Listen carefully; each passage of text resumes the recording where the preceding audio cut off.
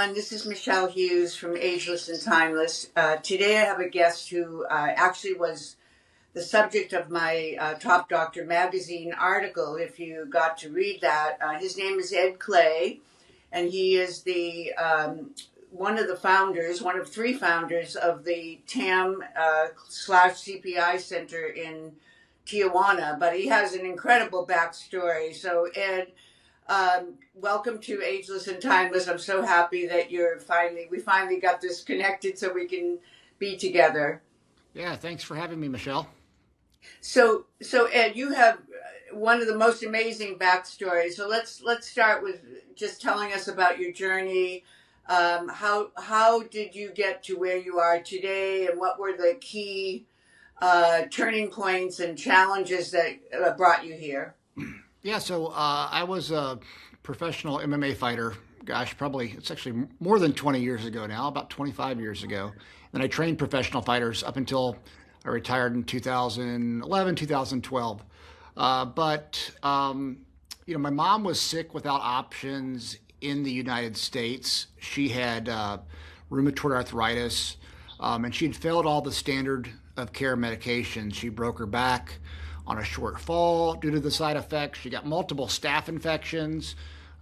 She got tuberculosis, all due to the side effects of the medications. And so we'd run out of options for her. It was attacking her organs. And so I'd read a study on something called Coley's toxins for rheumatoid arthritis. It was from 1923. And Coley's was not available in the U.S., really wasn't available anywhere except one hospital in Mexico that had closed about 2 years before. So my two business partners and I, so Scott Nelson and Dedrick Perry and I, got a real estate agent in Tijuana, found the hospital, found the owner, bought the hospital from him, hired back the original staff. My mom was our first patient. She came in a wheelchair, left 3 weeks later walking in remission. And she was in remission for 7.5 years. So that was really the catalyst behind it all. And from then we've grown to where we're at today. So Ed, how did being an MMA fighter influence or condition you to be ready to take on an entrepreneurial mission that is as big as what you're doing today? I think there's a lot of lessons from martial arts and from fighting, from training fighters. A lot of hard work and discipline, not giving up, perseverance, and really just grit. I think those things are kind of what it takes to be successful. And I had a lot of really great mentors, in my 20s and 30s, and the lessons from my mentors, which were from mostly mixed martial arts, and the aspect of being a fighter myself for a short time and then training professional fighters. I think all those aspects definitely help you prepare, because doing something like this is it's a lot of mental game. And so you've got to be able to stay really focused and not give up and not listen to the outside noise, et cetera. And you had a father and an uncle, right, who were both fighters before you. So they must have had, were they part of those mentors that you were just referring to? Well, no, they weren't part of the mentors, but I mean, my dad and I are very close. My dad was a boxer. My uncle was a boxer. I grew up around, just watching fights every, Tuesday and Friday night. We would watch boxing. And it was a major part of my upbringing. So yes, I was around it a lot. The thing is that anybody who reads your bio is going to say, well, look, he started out as a fighter, then he became a trainer and had one of the largest studios. Then he became a clothing apparel manufacturer with the largest Brazilian jiu-jitsu clothing line. And then, he morphed because of really the influence of your mother, it seems, by a happy accident, you morphed into where you bought the hospital that you now still own. It's been 10 years, right? Since you, yeah. So, okay, so the hospital for everybody that's watching is called TAM slash CPI. So why don't you tell us what those letters mean and how they came about, and go a little deeper than just, the actual meaning of, the actual translation of the letters. Yeah, sure. Well, TAM stands for Translational and Advanced Medical. And then we have TAM Center, which is our hospital, 6 stories, about 30 patient rooms, 2 interventional radiology suites. The sixth floor is where our doctors and scientists work together. Next to them on the sixth floor is the lab, where we have one of the most advanced labs really in the world. We have full clinical laboratories, genomics, proteomics, digital pathology, flow cytometry, and cellular manufacturing, all on the same floor that the doctors and scientists work together. Translational medicine is bench to bedside. So from the bench of the scientist to the bedside of the patient, then back from the bedside of the patient to the bench of the scientist. So it's really translating discoveries and translating patient outcomes and bringing them back to both. So TAM, the parent company of everything, is called TAM Global.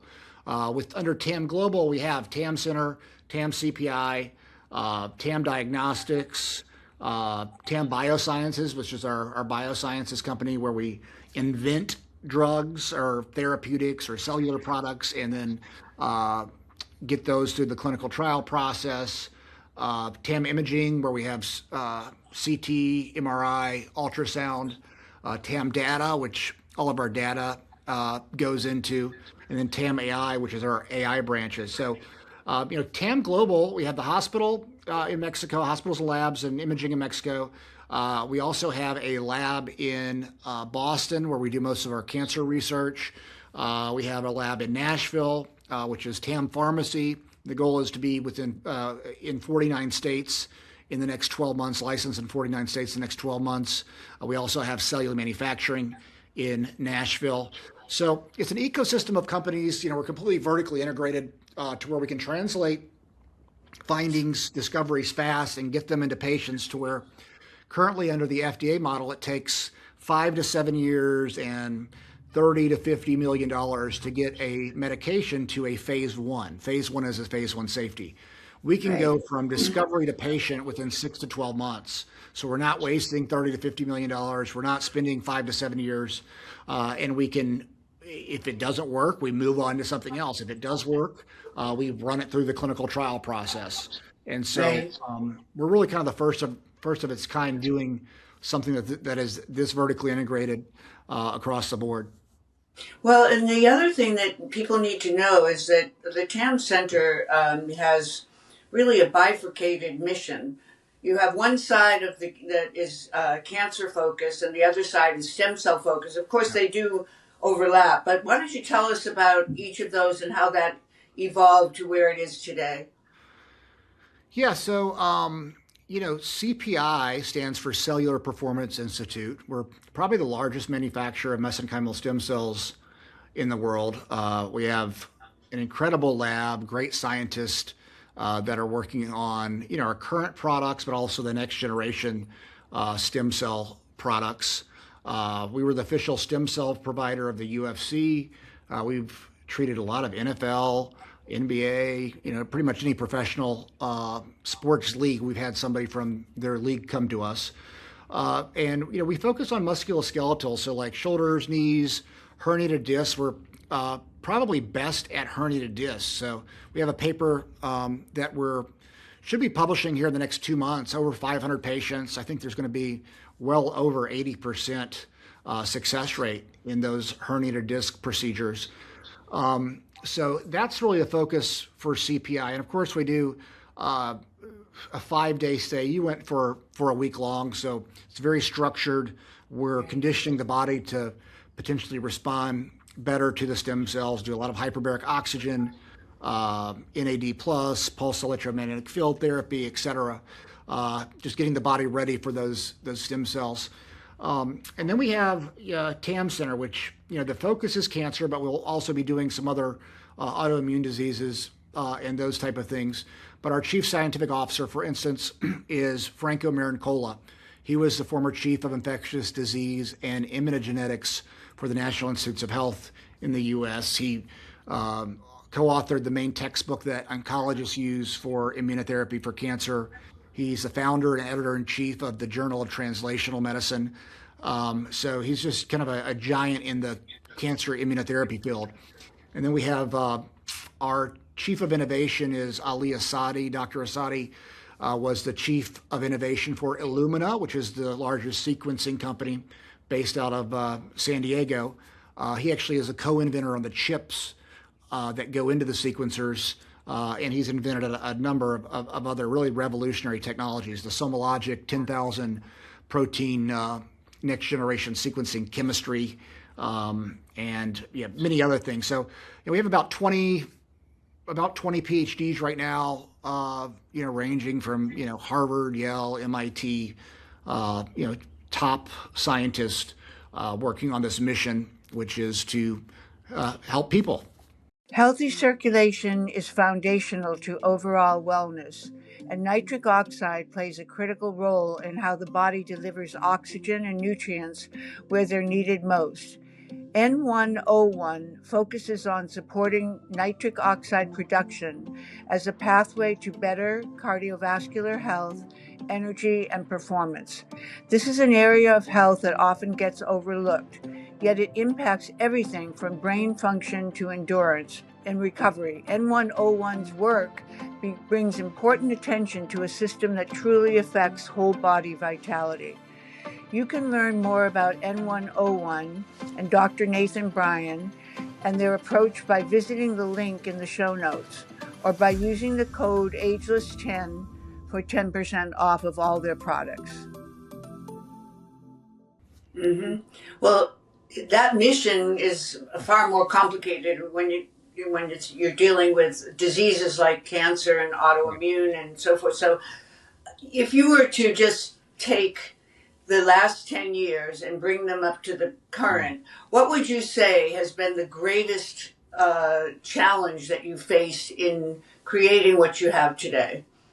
Well, I mean, gosh, it's been really hard. So we opened August 15th, 2015. So it's almost 11 years. And, it was really hard. I mean, we're in Tijuana, Mexico. We didn't speak the language. There's a lot. I love TJ now, but when you're moving there and doing business there and you haven't done that before, that can be a lot of unknowns. Right. And so, it was really just the perseverance and and I'm not saying this complaining, but there was a lot of suffering over the last, especially the first 5 or 6 years where we didn't see our families. We didn't see, we were away from home. My home is in Nashville. Scotty, Dedrick, and I, the first 6 months we lived in the hospital because we wanted to know everything we possibly could about the hospital. Then we got a condo and house together. But we would wake up, drink coffee, talking about work. We'd go work all day long. We'd come home probably 7 or 8 o'clock at night, eating dinner, talking about the work, and we would do it every single day, 7 days a week for the first 5 or 6 years. So, there was a lot to overcome. Every day was a new obstacle. So I wouldn't say it's any one thing. It was more of like it was just kind of a long line of stuff. Right. So what would you say has been your biggest success? Well, I think the team that we built, kind of speaks for itself. Getting those level of scientists where, 10 years ago, we had trouble people even wanting to talk to us, especially like the leading scientists. And now we have them working with us, and we publish in peer review, pretty much every month. I've been an author on 2 papers this year. And so, I think that really shows the success in where we're at as an organization. I've seen a lot of different cases for stem cells, people with really bad herniated discs that were, couldn't walk, now can walk, with cancer, Although I don't like to suggest that we have a cancer cure or anything like that, but I've definitely seen metastatic patients have their cancer completely go away, and that's always a blessing. So, successes with patients, we see them every week. We have about 35 patients return every week. And patients come back at month 6 and month 12. And, some weeks it's 35 out of 35. That's not every week. But I mean, it's pretty incredible. Even if you're at 30 out of 35, that's pretty darn good, especially considering the condition some people are in when they come to us. So we get to see miracles every single week, and especially on the stem cell side, that's really a blessing. Well, just a full disclosure to everyone, Ed was so generous and invited me to come for a actual visit. So I spent 5 days, as he said, it's a 5-day program on the stem cell side. And but during that stay in October of last year, I also got, thanks to Ed, a full tour of the hospital. So I love this because when he starts talking, I know exactly what he's saying because I experienced the physically being there. And I can tell you on the stem cell side, I think I was maybe the only one of 50 people that were or about 50 people, maybe you just said 35, so let's just say 35, that were in the group that I was in that didn't have an injury that was being injected with stem cells. So I had an IV, 120 million stem cells? Is that right, Ed? Yes, somewhere around there. Yeah, that's about right. So, I have to say I was in no pain. I had a wonderful time, and really enjoyed every moment of that experience, particularly because they do so many other integrative things along with the big kahuna, which is the stem cells, of course. But there, as he mentioned, the NAD, which is an IV, 3 hours long. I think it was done twice. And that prepares the mitochondria for the stem cells and, keeping them healthier and more receptive to the treatment. And then you did the blood osmosis, right? Where you took the blood out and... Yeah, ozone therapy, yep. Ozone. I'm sorry, I said ozone. I meant to say ozone. Mm-hmm. And then you also did the Morpheus on people who wanted to do something a little more cosmetic. And then, of course, they did a full MRI, full body MRI. They did a complete workup on your blood. I mean, so this is not for the faint of heart. I mean, these are people that are very serious about looking at the whole body and then integrating the stem cell treatments with what the findings are. So it is very focused. But the point I was going to make is of the other 34 people who had injections, and I was telling Ed this kind of, laughingly, saying that because we're on a WhatsApp chat, but for 2.5 months, all I heard on the WhatsApp was, oh, why did I do this? I'm in such pain. I don't know what I was thinking, and I don't know if this was a huge mistake, and et cetera, et cetera. So all of a sudden, at about the 3-month period, the whole tenor changed, and people said, "This is like a miracle. This is the greatest thing that ever happened to me. I have my life back." And so anyway, I asked Ed, why is that?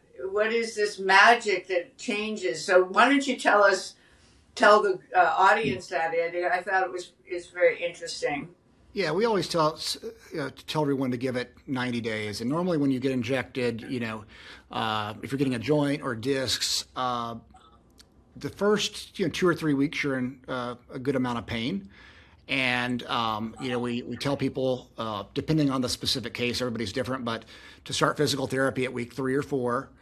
And, really give the body time to heal. This isn't like the stem cells that, there's a difference. All stem cells aren't created equally. It's a lot different what we do. Our viability is 98%, whereas in the U.S., you're lucky if you get 75% of the cells alive. They are hypoxic, which is a big difference than growing cells in normoxia. I find it Right. interesting. People are always talking about, oh, the cells don't differentiate in the body. They die right away. It's like, well, what stem cells are you talking about? Are you talking about hypoxically grown stem cells? We know hypoxic cells survive longer. We know that they produce more growth factors. And then we also use a lysate scaffolding, which is the same media that the cells are grown in. We inject that in something that'll form a jelly, and it holds the cells right in place to the area that we're treating. So, Is that called Wharton's jelly? Is that the no, name? that's actually it's a human platelet lysate. So, like, this is another difference between how we grow our cells and other people's. Most, if not all, of the stem cell companies that are treating patients, they're using fetal bovine serum to grow the stem cells in. We use HPL, or human platelet lysate, which probably costs, I don't know, 5 to 10 times more to use HPL, but it's much, much better. I mean, would you rather have a, you know, cow serum or human serum that you're growing the Right. cells in? And so, but we actually make a 3D cellular matrix scaffolding system that, when injected, it holds the stem cells in place with the human platelet lysate. So it's, the cells are in an environment that they're used to, that they're used to growing, and Yeah. so when people say they don't differentiate in the body, it's I find it interesting because I'm thinking, well, what are they using? And the science has not been settled on that. I don't even really like to argue those points. They say, well, it's a signaling cell. I agree. You get a lot of great signals in there, produces exosomes and those type of things as well. But Right. how we grow our cells is a lot different, and it's not like regular stem cells that you hear about. So we know that stem cells can come from the bone marrow, from adipose tissue, from the umbilical cord. So where's your donor stem cell? Yeah, What's your origin? umbilical cord lining, and Yeah. we have it from an unvaccinated umbilical cord, and we're able to make, we have a patented process where we can probably do 500,000 to a million patients past 2 or 3. A lot of the times when you're getting stem cells from other places, they're just replicating over and over again. So you might get past 10, past 15. Well, there's a lot more senescent cells when you start doing more passes. So all of Yeah. ours are past 2 or past 3 stem cells. So they're very, very potent with high viability. Viability meaning, they're alive. We did a Wharton jelly study, and you can take Wharton jelly and take stem cells from Wharton jelly, plate them out, and grow them. But the Wharton jelly products being sold in the United States, minimally manipulated Wharton jelly, is not a stem cell product. So we did a study where we picked 6 of the top Wharton jelly brands.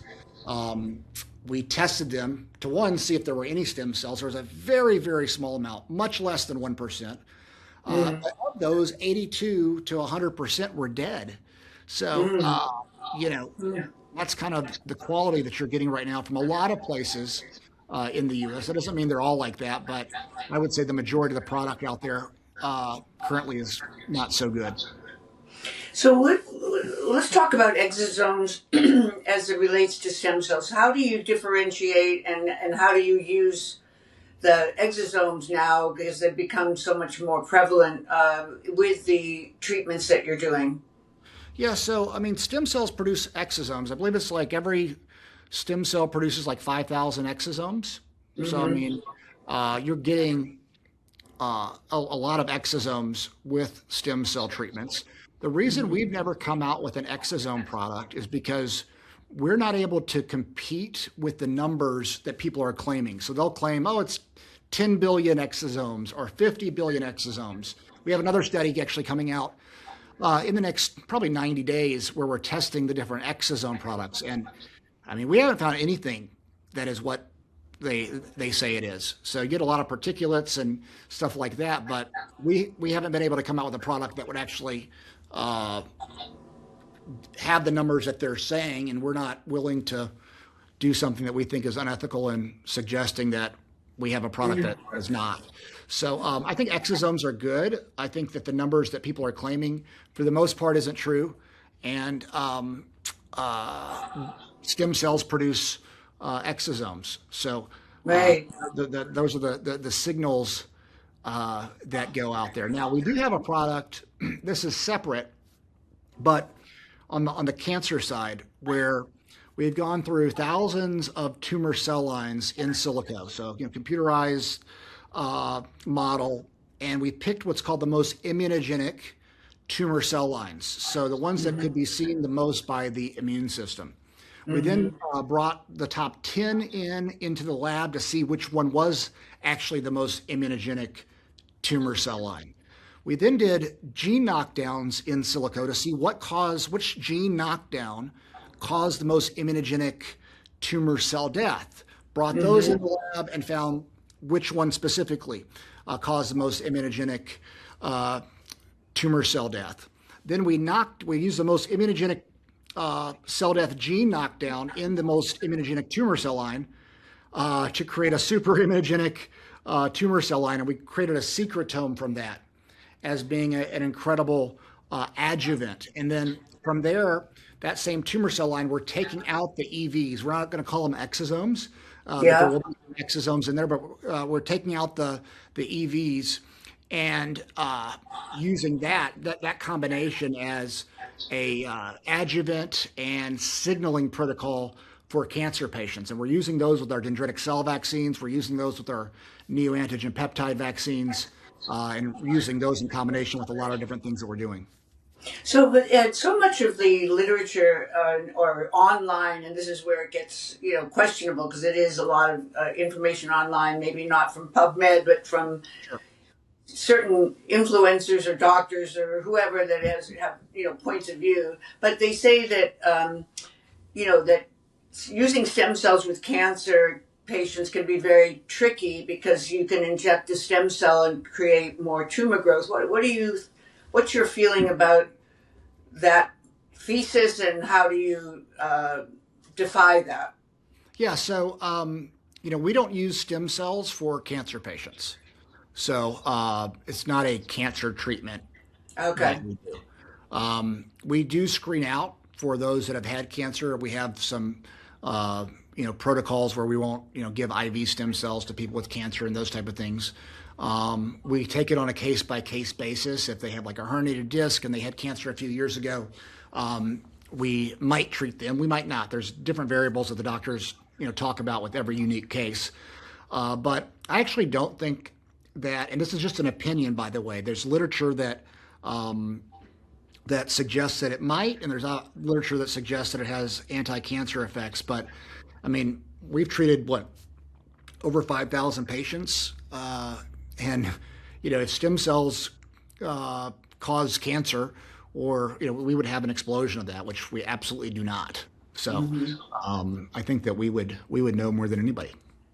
And then when you go back to the exosomes, there's 2D and 3D.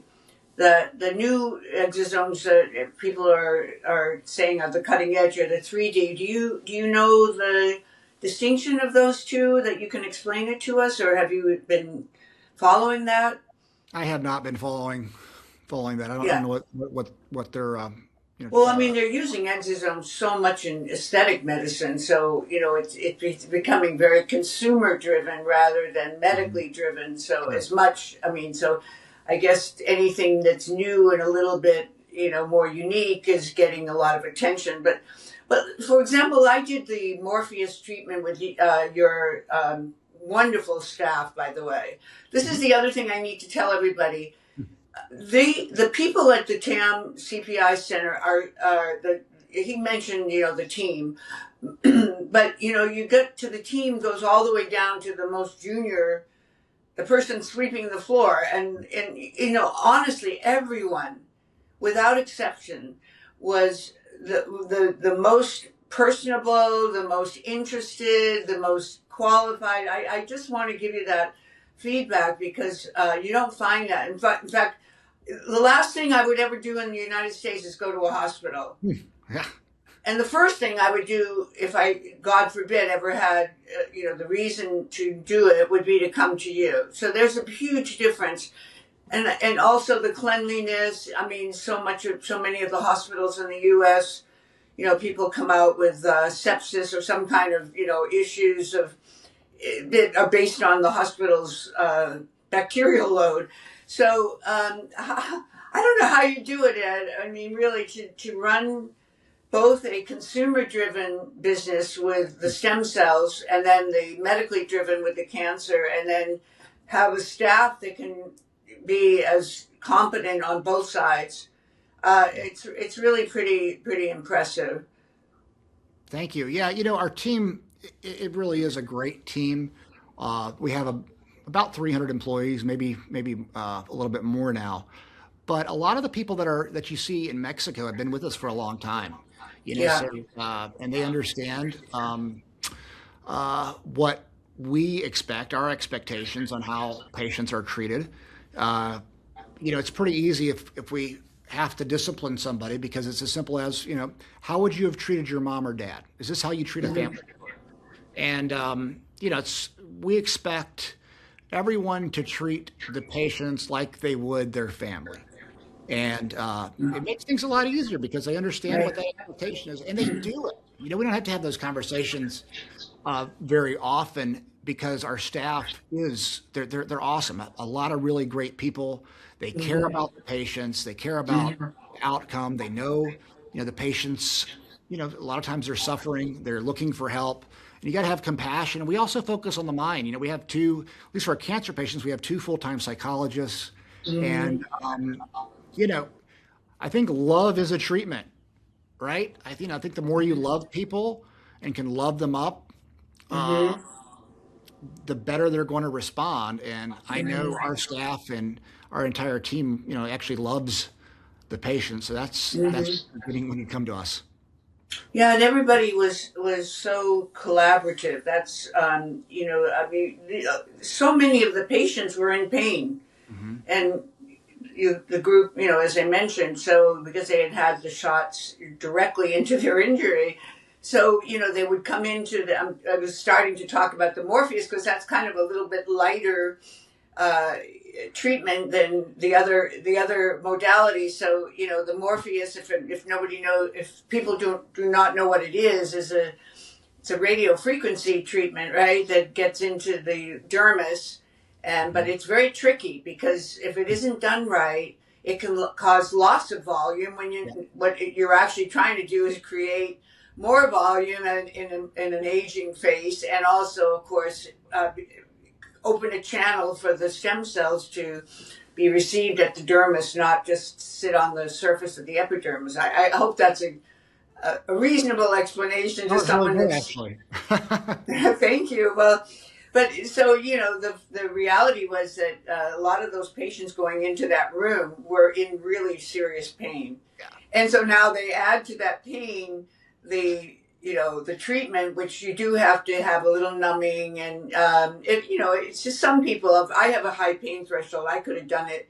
I know they would laugh at me if I had told them this, but I could have done it without the lidocaine. But that's because I did it once before, and I know they told me I was from another planet because I could take but it saved about 45 minutes off the time in the treatment. But I wouldn't do it again that way because I know it's much safer to do it with a numbing. But the point is that people were already in pain. Now they come in and have more pain. So now their whole body is in pain. Plus they look awful because you got all these little red marks, the little needle marks from the microneedling that is what Morpheus really is. So anyway, I just thought I'd mention that because anybody that's coming to do the stem cell side is going to be offered that opportunity. And you also offer PEMF, which is another modality that a lot of people have never experienced. Why don't you tell us just quickly about that protocol?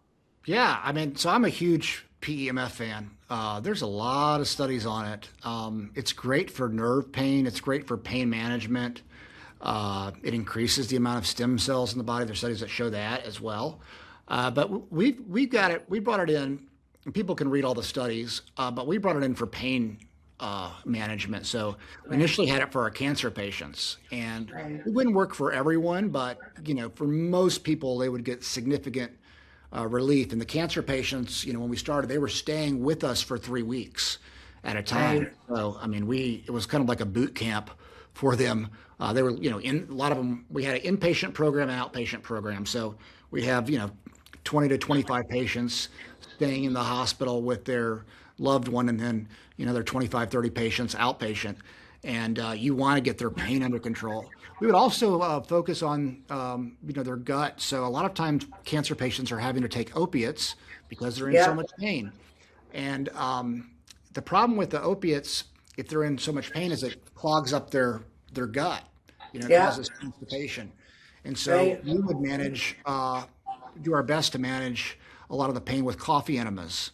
So a Mm-hmm. coffee enema can drastically reduce pain, and Mm-hmm. and also cleaning out the gut. So we would use those combination PEMF, coffee enemas, as kind of like a combination to really manage the pain of cancer patients. So for stem cell patients, it's like a no-brainer.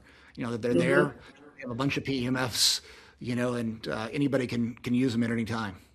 Yeah, because you're sitting there in a chair and getting an IV. Let's say you're kind of a captive audience, and Well, I think it was a lot different when we first started for the first, probably 7 years until we started the renovation of the hospital. So, we used to get mostly, in stage, failed standard of care with not a lot of options. And we were really good at extending life and increasing quality of life, So that's we were really good at that. Now, since the renovation happened, we had closed our cancer program for about 2 years as we were going through the renovation.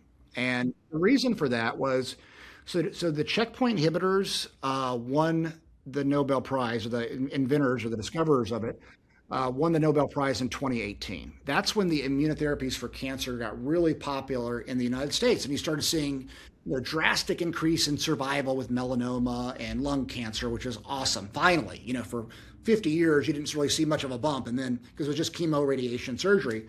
But when the checkpoint inhibitors got popular, the oncologists started using them more and more. And so after about 2018, though, we started seeing a drop in our response rate, because we were doing immunotherapy. And by the time patients came to us, they had actually already tried those immunotherapies. And so they were kind of resistant, or the immune system wasn't responding. Well, before that, we would get patients that had never done any immunotherapy because it wasn't really available. And so we would see some amazing, results. I mean, we'd see some patients, stage 4, sent home to die type patients that we were able to completely turn around. But the response rate started dropping after 2018. So the vision of TAM Center, the new TAM Center that we have, is to, checkpoint inhibitors kind of caught up to where we were. And then we wanted to do something that was next level. So our new lab, if someone is just diagnosed with cancer, I would say we're the best place in the world to go to, not necessarily for treatments, but for diagnostics. So you come to us, we do a biopsy, we have in-house pathologists, in-house digital pathology. We do all of the sequencing on the tumor. A tumor panel in the U.S. might have 300 genes. If you're lucky, I think the Foundation One is the most popular one. It's like 330, 340 genes. We do whole exome sequencing, which is like 20,000 genes. We also do, RNA sequencing, which is the expression of the gene. HLA typing. We take the whole exome sequencing, RNA sequencing, and HLA typing, and send it to our bioinformatics team, and they make a prediction of the top 20 neoantigens, which are antigens that are on the tumor, but not on healthy cells.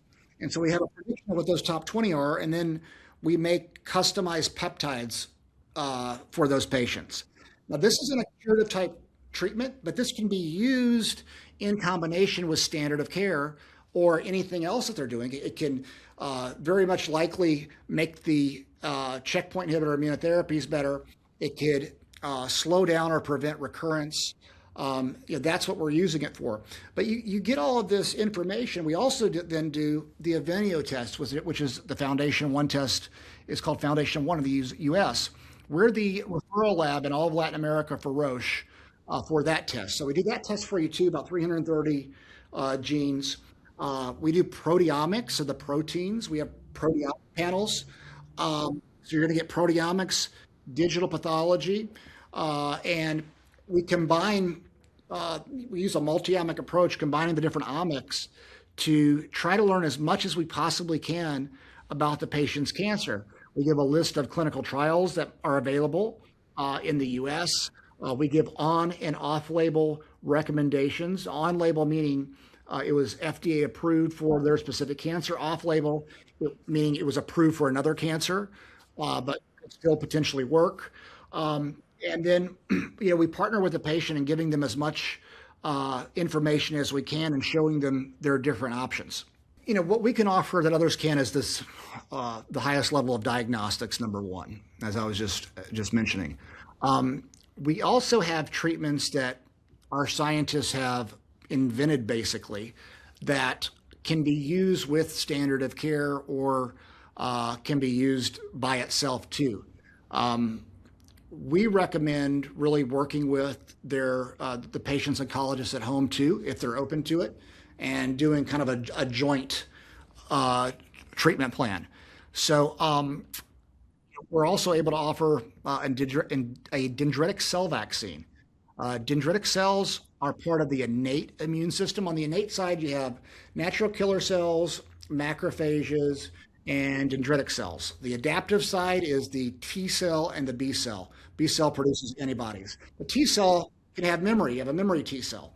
So the dendritic cell passes the tumor antigen from the innate side to the adaptive side, to the memory side. And hopefully, if you can get a T cell, a memory T cell doing the final killing of the cancer, you might have a cure. So we take a piece of the patient's tumor. We also take out the patient's immune cells, separate out the dendritic cells, lyse the tumor, and excite those dendritic cells to the patient's own tumor antigen. And so, and then we inject that into the lymph node that the tumor is draining into, just to get the best immune response that we possibly can. So that's something that you can't get in the US as well. So the neoantigen peptide vaccine and also the dendritic cell vaccine. We have a number of new things going, kind of like that, the process I told you about, going through the thousands of tumor cell lines and finding the most immunogenic. We have a new secretome adjuvant coming out, and we have a EV product coming out that's going to be combined with that DC and neoantigen vaccine as well. We don't pre-screen as far as if someone's a drinker or not see them and those type of things. We recommend to every patient, the doctors recommend, a very specific diet. We actually have a nutritionist that sits down with the cancer patients and goes over different options. But, to address the gut microbiome, coffee enemas is one, prebiotics, digestive enzymes, specific probiotics as well. Yes, and we'll make our own kefir in-house as well for our cancer patients. We haven't got into this yet, but it is definitely on the horizon for us, is fecal transplants. You need a reliable donor base of very healthy people. And so we haven't we just haven't had the time to focus on that. There's going to be a lot of work to make it happen. But I am a believer. The gut microbiome is very explored. Franco Marincola, our chief scientific officer, he was the first scientist to publish on the gut microbiome in cancer. So he's peer-reviewed, paper on it. I forget the year, but my understanding was he was the first. So we all know it's a big thing. There's studies that show that the mice that were eating the feces of other mice had as strong of a response to their cancer as using a checkpoint inhibitor immunotherapy. I think about, as we're talking about it, what could have the biggest impact on all cancer patients, not necessarily coming to us, just in general, is if we focused on their gut. So, I mean, I think, our model in Mexico was built to really translate science fast. So, as I mentioned earlier, the problem with the FDA process, to get a drug to phase one, which is safety, is 5 to 7 years, $30 to $50 million. And you have these animal models, and the animal models are way outdated. We don't need animal models for the most part now. Maybe it can be good. For the most part, we don't need these mice experiments. We can make in silico predictions. It's like we're doing mice experiments in the 1963 when the FDA was formed. So it's like we've moved way past that. I don't personally like animal experiments on dogs and monkeys. I don't feel great about that. That's a personal belief, but I think we don't need to do all that. But we can go from discovery to patient in 6 to 12 months and translate really fast. And our goal is to be able to take our data, run at our hospital under a clinical trial model and give it to the FDA and hopefully be able to skip that phase one, showing that we're already in humans. We've treated, let's say, 20 patients. Look, it's safe. There's actually some signs of efficacy here too, and have them allow us to go to phase two or do a 2/3, meaning you can roll into a phase three. So I think that will have a big impact as this administration has actually done a good job. They're not, they're trying to move away from animal models too. Good. We've been wanting that for a long time. They're trying to speed up the process, but it's still not going to be as fast as what we're doing currently in Mexico. And so I think that'll be a big impact, especially when you're able to go through, let's say we have 3 products. Our goal is 3 new products a year, therapeutics a year to come out with. So in 5 years, that would be 15, so 15 times 50 million, that's what would be what the cost would have been for that. So we're saving that to translate. We have a better chance of actually finding a cure to cancer with that. So you have a much better chance doing 15 than 1, right? So I think that makes a big impact. I think that the telehealth service that we build out is going to have a huge impact. We'll be licensed in 49 states in the next 12 months for our compound pharmacy. We'll be able to give people access to a lot of different medications and regenerative medicine type treatments. So I think that's going to have a big impact. And then I'd like to open like an MD Anderson style hospital in Nashville and build out the best cancer center in the world. There's 2 parts, like the peptides that people get in the U.S. If they come from a compound pharmacy, those are good. So that's a high quality. The compound pharmacies buy from a company that sells the API. So we will be an API manufacturer. So we actually making the peptides. So our compound pharmacy will be selling the peptides that we're allowed to sell in the U.S., depending on what the laws say at that time.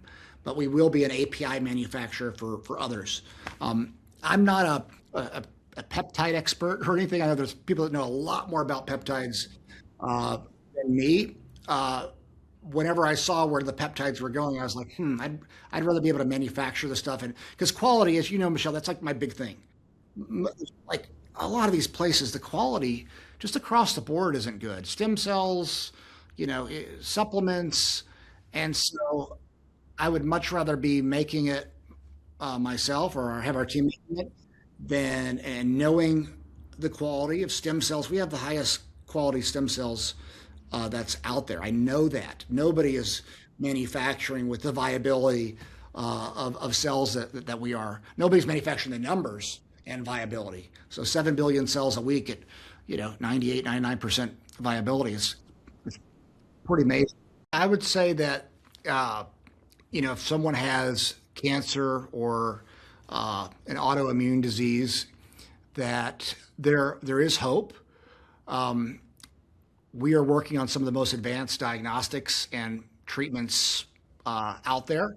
And, the mind might be the most important aspect of somebody's treatment. You've got to train your mind. I give the analogy, if I were training a fighter and I said, don't worry about your mind. Don't even worry about, visualizing winning. It doesn't matter if you think you can lose, that's perfect. I would be the worst coach ever. But when patients are in the fight of their life, it's not really focused on. So you got to get your mind right. You got to forgive those that you might be holding on to anger or hate or whatever might be holding you back. You got to get there. You got to let go of any of the things that are pulling you down. Because guess what? It's not important. It's not important. Like when you're on your deathbed. I've been with a lot of people at the hospital their last moments, and the most important thing is family and friends, and really having that connection. It's not all the money that we make, or it's not all the cars or the whatever. That stuff doesn't matter. So really getting your mind right and letting go of anything that's holding you back, I think might be the most important thing that someone can do going into something like that. And for TAM, we're trying to change the world. We're trying to change healthcare. Translational and Advanced Medical Center is doing things that are truly translational, where we're making discoveries in the lab. The doctors work on the same floor as the scientists. They can make quick discoveries. We can take quick action. We can find out as much as we possibly can about a patient. And there's options for people. So I would just say for patients, get your mind right. Know that there's hope. There's people that care about you. And we're here to do really whatever we can to support. Thank you so much for having me, Michele, and I appreciate all the support you give us too. It's very nice.